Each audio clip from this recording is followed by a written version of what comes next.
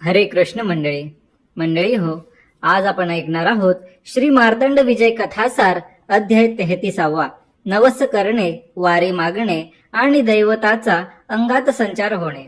मल्लासुराने मरणापूर्वी असा वर मागितला की, देवा, जे तुझ्या प्रसन्नतेसाठी उग्र व तामसी नवस करतील अशा भक्तांचे नवस तू पूर्ण करावेस. तेव्हा देवाने त्याला तसा वर देऊन सांगितले की जो पशुबळी दिला जाईल त्यालाही उत्तम गती प्राप्त होईल. त्यामुळे देवाप्रित्यर्थ पशुबळी देण्याची रीत पूर्वापार चालत आलेली आहे. बगाडाचा निवस. काही भक्त नवस करतात की त्यांची मनोकामना पूर्ण झाल्यावर ते पाठीला लोखंडी गळ टोचून घेतील व तो गळ बगाडाला लावून वर उचलून अधांतरी लोंब कळत फेरी करतील. हा बगाडाचा नवस फेडण्याचा विधी जेजुरी गडावर पुरा केला जातो. आज सुद्धा तो पाहावयास मिळतो. हाळावर चालण्याचा नवस. हा नवस कुणीही भक्त करू शकतो. त्याचा विधी असा आहे की नवस फेडावयाच्या दिवशी प्रातःकाळी स्नान करावे, उपवास करावा. हाळ म्हणजे निखाऱ्यांनी भरलेला असा खड्डा होय. त्याचे मोजमाप असे असावे: लांबी 3.5 हात, रुंदी 1.5 हात व खोली 1 हात एवढा खड्डा जमिनीत खणावा. दिवसाच्या 4थ्या प्रहरी त्यात खैराची लाकडे भरून ती पेटवावीत. चांगले झळझळीत निखारे बनले की त्या हाळाची पूजा करावी, भंडारा टाकावा. त्यावर चालणाऱ्यांनी गळ्यात झेंडूच्या फुलांचे हार घालून कपाळी भंडारा लावावा. ब्राह्मणांनी वेदघोष सुरू करावा व वाद्यांचा गजर चालू करावा. भक्ताने हाळाला 3 प्रदक्षिणा कराव्यात. नंतर सर्व भक्तांनी एकामागोमाग एक याप्रमाणे त्या चरावरून अनवाणी चालत जावे. जसा नवस असेल त्याप्रमाणे 1दा 2दा अगर 3दा जावे. मुखाने मार्तंडाच्या नावाचा गजर चालू ठेवावा. सर्वांचे नवस फेडून झाले की चराची उत्तर पूजा करावी व दूध ओतून ते निखारे विझवावे. खंडोबांची वारी. ज्यावेळी मणिमल्लाच्या वधासाठी सर्व ऋषी व इंद्रादी देव महादेवांपाशी गेले होते तेव्हा त्यांनी सांगितले होते की आमची वारी सफल करावी. तेव्हा महादेव म्हणाले की जो कोणी भक्तिपूर्वक माझ्या दारी येऊन वारी मागेल त्याची कोणतीही मागणी मी पुरी करेन. वारी मागवायची असेल त्या दिवशी पहाटे सुटून स्नान वगैरे आटोपून मनात कोणाचाही संकोच न धरता देवाचे ध्यान करीत निघावे व 5 घरांच्या अंगणात उभे राहून वारी मागावे. जे काही ओले कोरडे अन्न मिळेल ते झोळीत घ्यावे आणि तेवढे खाऊन राहावे. जर कोरडे धान्य मिळाले तर त्या धान्याची भाकरी करून खावी. घोळ कोटंबा. घोळ म्हणजे वाघे, जे डमरूसारखे वाद्य हाती धरून वाजवतात ते होय. इतर नवसांचे प्रकार म्हणजे देवासाठी गाय, घोडा, म्हैस वगैरे पाळीव पशु देवाच्या नावाने सोडून देणे. अन्नाने पूर्ण पात्र भरून दान देतात. त्या पात्राला बोली भाषेत कोटंबा म्हणतात. अंगात संचार होणे. काही लोकांच्या अंगात संचार होतो व ते अंगी मार्तंड आला असे सांगून लोकांच्या अडचणीमध्ये त्यांच्या प्रश्नाची उत्तर देऊन मार्गदर्शन करतात. पण तो सर्व समजुतीचा प्रकार आहे. देवाच्या नावाने चरितार्थ चालावा हाच हेतू त्यात असतो. काही जणांना प्रचिती येते तर काही जणांना येतही नाही. ज्याला वेदांनी सुद्धा अनाकलनीय असे म्हटले आहे तो एवढ्याशा देहात मावेल काय? मात्र एवढे खरे आहे की जर कुणी एखादा निष्ठावंत भक्त सर्व कर्तृत्व देवावर सोपून निश्चिंतपणे भक्ती करत असेल तर त्याचा योगक्षेम देव स्वतः चालवित असतो. अध्याय 34. मणिमल्लांचा जन्म व इतर कथा. फार पूर्वी एका कल्पात विष्णूच्या कानातील मळातून 2 असुर जन्मले. त्यांनी युद्ध करून विष्णूंचा पराभव केला. मग ते वर देण्यास तयार झाले असता विष्णूंनी वर मागून त्यांचा शिरच्छेद केला. तेव्हा मरणापूर्वी त्यांनी अशी इच्छा प्रकट केली की महामाया व महादेव यांच्याशी युद्ध करावे अशी इच्छा आहे. विष्णूंनी तथास्तु म्हणून वर दिला. हिरण्याक्ष व हिरण्यकश्यपू. पुढे बराच काळ लोटल्यावर कश्यप मुनींची पत्नी दिती हिच्या पोटी दैत्य वंशात ते दोघे हिरण्याक्ष व हिरण्यकश्यपू या नावाने जन्मास आले.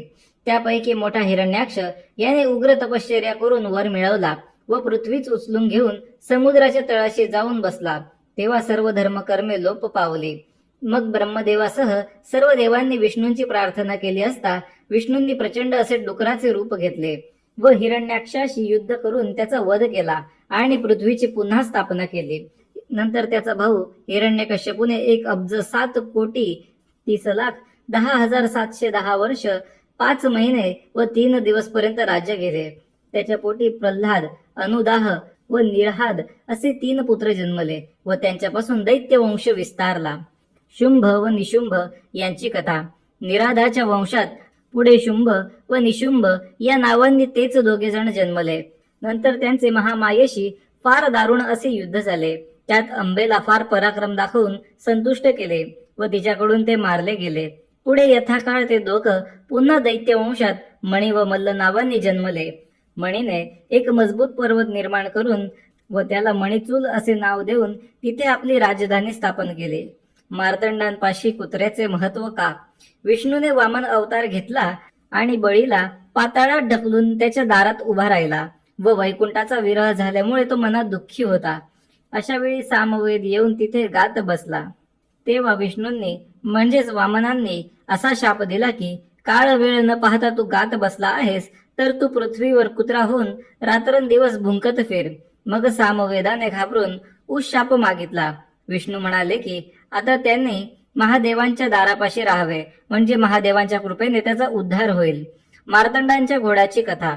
मणी जेव्हा घोड्यावर स्वार होऊन युद्धासाठी आला होता तेव्हा महादेवांनी चंद्राला घोड्याचे रूप घेण्यास सांगितले आणि त्याच्यावर स्वार होऊन युद्ध करून मणीचा वध केला. त्या दिवसापासून मार्तंडांना घोडा प्रिय झाला. ब्राह्मण व वाघ्याची कथा. एक सुशर्मा नावाचा दुष्ट ब्राह्मण होता. तो एकदा खवचटपणे एका वाघ्याला म्हणाला की अरे, तुझा मल्हारी देव भवबंधन तोडतो असे तू गातोस तर ते मला काही पटत नाही. तुझ्या गळ्यातली ही लोखंडी साखळी देवाचे नाव घेऊन एका हिसक्यात तोडून दाखवलीस तर तुझ्या देवाचे सामर्थ्य आम्ही खरे समजू, नाही तर नाही. त्यावेळी वाघ्या फार कोड्यात पडला, पण मनातून त्याने मार्तंडांना स्मरून आळविले की देवा, आता तुझ्या नावाची लाज तूच राख. असे म्हणून गळ्यातील साखळीला एक धक्का देताच ती तुकडे होऊन खाली पडली. तो अघटित प्रकार पाहून ब्राह्मण घाबरला आणि उठून घरी निघून गेला. परंतु देवाचा त्याच्यावर कोप झाला आणि तो पिसाळलेल्या कुत्र्याप्रमाणे भुंकून सर्वांवर धावून जाऊ लागला. त्याला वेड लागले असे पाहून सर्वांनी वाघ्याला गळ घातली, पण वाघ्या म्हणाला की हा देवाचा कोप असल्यामुळे त्या सर्वांनी देवाला शरण जावे. मग त्या ब्राह्मणाची बायको देवळात गेली व नाक घासून चूक कबूल करून क्षमा मागितली.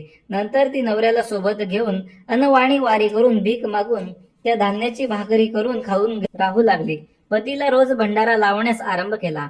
अशी 3 वर्षे उलटून गेली तेव्हा तिची निष्ठा पाहून देवाला दया आली आणि तिचा नवरा पुन्हा पहिल्यासारखा झाला. त्या दिवसापासून वाघे खांद्यावर लोखंडी साखळी म्हणजेच लंगर वागवतात व अंगात संचार झाला की ती झटक्यात तोडून टाकतात. मार्तंडांच्या हातातील काळखंग. देव मार्तंडांच्या हातात सर्वसाधारण तलवारीपेक्षा फार मोठ्या आकाराची तलवार असते.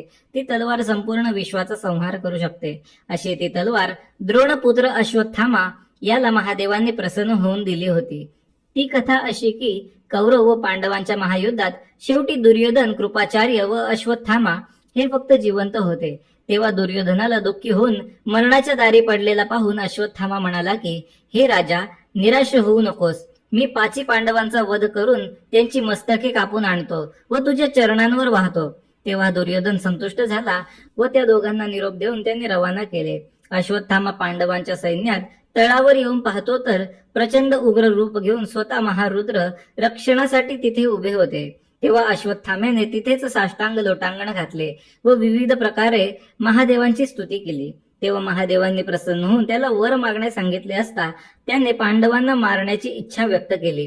त्यावर महादेवांनी त्याला काळखंग देऊन सांगितले की जर आता पांडव सापडले तर तुझी इच्छा पुरी होईल, पण कार्य पार पडल्यावर हे खंग मला परत कर, नाही तर परिणाम फार भयंकर होईल. तेव्हा अश्वत्थामा ते खंग घेऊन आत गेला. त्याने सर्वांवर निद्रेचा प्रयोग केला. त्यामुळे एकूण एक सगळे गाढ झोपून गेले.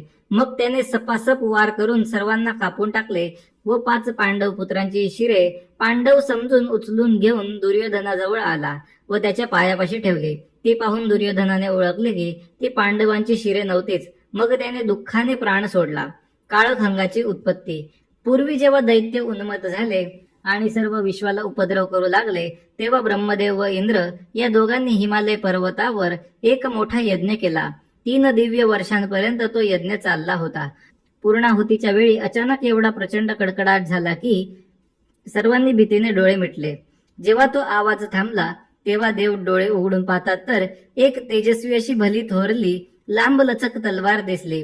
मग तिला काळखंग असे नाव देऊन ती त्यांनी दैत्यवधासाठी रुद्राच्या स्वाधीन केली. ती त्यांनी मार्तंड अवतारामध्ये धारण केली. 9 प्रकारच्या भक्तीची लक्षणे. आता 9 प्रकारच्या भक्तीची लक्षणे ऐका. त्यांची नावे दैवी, मानुषी, राक्षसी, पिशाची, आसुरी, कौमारी, योगिनी, राजसी आणि सात्विकी अशी आहेत. त्यांची लक्षणे खालीलप्रमाणे जाणावीत. दैवी भक्ती म्हणजे गुरुकडून मिळालेल्या मंत्राचा जप करून देवाची अनुकूलता प्राप्त करून घेतली जाते. मानुषी भक्ती म्हणजे देवाची सावयव मूर्ती बनवून स्थापना करतात आणि तिची पूजा करतात. राक्षसी भक्ती म्हणजे पशु बळी देणे, गळ टोचून घेणे असे उग्र व अघोरी प्रकार करतात. पिशाची भक्ती म्हणजे अंगात देवाचे वारे खेळवून त्यावर उपजीविका चालवतात. आसुरी भक्ती म्हणजे ही राक्षसी भक्तीप्रमाणेच जाणावी. कौमारी भक्ती म्हणजे जसा भाव असेल तशी पूजा करणे, हिला विधी नियमांचे बंधन नाही. योगिनी भक्ती म्हणजे या भक्तीमध्ये मानस पूजा केली जाते. राजसी भक्ती म्हणजे सर्व उत्तमोत्तम राजोपचार अर्पण करून पूजा करतात. सात्विकी भक्ती म्हणजे मिष्टान्नाचे नैवेद्य अर्पण करून यथाशक्ती अन्नदान केले जाते. या जेजुरी क्षेत्रात इतर क्षेत्रांप्रमाणे तीर्थ, श्राद्ध, क्षौर, उपवास केला जात नाही. मात्र अश्विन महिन्यातील दर शनिवारी उपवास करतात. प्रदोषकाळी सूर्यास्तापासून 1.5 तासापर्यंत अभिषेकासह सागर संगीत पूजन करावे. रविवारी ब्राह्मणांना भोजन दक्षिणा द्यावी. हे व्रत जो करेल तो जिवंत असे तोवर सर्व सुख उपभोगून अंती शिवलोकात जाऊन वास करेल, असे या व्रताचे महात्म्य आहे. अध्याय 36. मार्तंड पूजनाचे अन्य प्रकार. या अध्यायात देवाचे पूजनाचे 5 प्रकार वर्णन केले आहेत. मूर्तीपूजा, धान्यपूजा, गंधपूजा, रत्नपूजा व मानसपूजा असे ते प्रकार आहेत. मानसपूजा विधान. सर्व प्रकारच्या पूजा प्रकारांमध्ये मानसपूजा ही सर्वश्रेष्ठ म्हटली गेली आहे. या पूजेमध्ये लौकिक वस्तू लागत नाही, तर बसल्या ठिकाणी आपण देवासमोर आहोत अशी मनानेच कल्पना करावी. देवाचे स्वरूपाची कल्पना करून सर्व उपचार मनानेच करावे. पूजेमध्ये अर्पण करावयाच्या उपचारांची संख्या 5 पासून 108 पर्यंत तंत्रात वर्णन केलेली आहे. जेवढी कल्पना करता येईल तेवढे उपचार करावे. यामध्ये स्नान, मुखमार्जनासह देवाच्या सेवेची सुरुवात करून अर्ध्य, पाद्य, चंदन, गंध, फुले, वस्त्र, अलंकार, अभिषेक, अष्टगंध, बेल, तुळशी, शिरोभूषण अशा वस्तूंनी देवास मनोमनी सजवावा. उत्तमपैकी अन्नाचा नैवेद्य अर्पण करावा. नंतर विडा घ्यावा. जसा आपल्याकडे कोणी मोठा पाहुणा आला की आपण त्यांचे आदरातिथ्य करतो, सरबराईने ठेवतो व त्यांची आवड निवड सांभाळतो, त्याचप्रमाणे देवाची तो समोर आहे अशी कल्पना करून सेवा करावी. या पूजेत फक्त मनानेच कल्पना करावयाची असल्या कारणाने कोणत्याही तऱ्हेचा कंजूसपणा करू नये. शेवटी धूप, निरांजन दाखवून आरती करून देवाला शय्यागृहात पाठवावे. पार्थिव पूजनाचा प्रकार. नदी काठाची चांगली मऊ माती आणावी. ती वाळवून वस्त्र गाळ करावे. मग ती भिजवून तिची चौकोनी शाळुंकावर पिंडी बनवावी. 2 पिंडी कराव्या. त्यानंतर 12 गोळ्या करून 1 घृतमारीच्या नावाने, 2 मणी व मल्ल यांच्या नावाने, 1 गणपती, 1 कार्तिकेय, मल्लाचे 5 पुत्र, नंदी व कुत्रा यांच्या नावे 1 गोळी बनवावी. एवढे झाले की यथासांग मंत्रसहित पूजन करावे. धूप, दीप व नैवेद्य दाखवून झाला की उत्तर पूजा करावी व सर्व काही पाण्यात विसर्जन करावे. धान्य पूजेचा प्रकार. 9 रंगांची 9 धान्य आणावीत. तांदूळ म्हणजेच पांढरा, मूग म्हणजे हिरवा, मसूर डाळ म्हणजे लाल, चना डाळ म्हणजे पिवळा, तीळ म्हणजे काळा, जोंधळा म्हणजे मोतिया, गहू म्हणजे पिंगट अशा प्रकारची धान्य वाहून पूजा करावी. गंध पूजेचा प्रकार. गंध म्हणजे सुवासिक द्रव्य होय. त्याकरिता उगाळलेला चंदन, रक्तचंदन, केशराचे व कस्तुरीचे उटणे, उगाळलेली हळद अशा वस्तूंचा शिवलिंगाला लेप लावून षोडशोपचारे पूजा केली जाते. रत्नपूजा. सर्व उपचारांनी पूजा करून देवास उत्तम व मौल्यवान रत्ने, उदाहरणार्थ हिरे, मोती, माणिक, पाचूम, नीलम, पुष्कराज वगैरे अर्पण करतात. उपसंहार. देवाच्या उपासनेचे व पूजेचे एवढे प्रकार आहेत की ते सर्व मोजून संपणार नाहीत. जेवढी शास्त्रे आहेत तेवढी मते आहेत. पण भक्तीचा प्रकार जरी कोणताही असला तरी भावनेचे सर्वश्रेष्ठ व महत्वाचे स्थान सर्वच शास्त्रे, वेद, पुराणे वगैरे मान्य करतात. देवालाही भावपूर्ण भक्ती आवडते. तसे नसते तर पशु म्हणजेच गजेंद्र, वैश्या म्हणजेच महानंदा, वाल्या म्हणजे दरोडेखोर, पक्षी म्हणजेच गरुड अशा सारख्यांचा उद्धार झाला नसता. त्यात सुद्धा महादेव हे आशुतोष म्हणजेच लवकर पावणारे आहेत. भोळे म्हणजेच असुरांनाही पावणारे असे देव आहेत. तो समाजातल्या उपेक्षितांचा कैवारी आहे. मंडळी हो, येथे आपला श्री मार्तंड विजय कथासार हा ग्रंथ पूर्ण झाला. मंडळी हो, हे पुस्तक जरी प्राकृत भाषेत असले तरी यात शिवगौरव वर्णिलेला आहे, त्यामुळे हे पवित्र आहे. अशा भावनेने जो कोणी हे वाचेल त्याच्यावर मार्तंडांनी कृपा करावी, लेखक मल्हारीच्या चरणी प्रार्थना करतो. मंडळी हो, हा व्हिडिओ आपणास कसा वाटला कमेंट तर्फे आम्हाला नक्की कळवा. तसेच व्हिडिओ आवडला असल्यास असेच आणखी व्हिडिओ पाहण्यासाठी चॅनलला सबस्क्राईब करायला विसरू नका.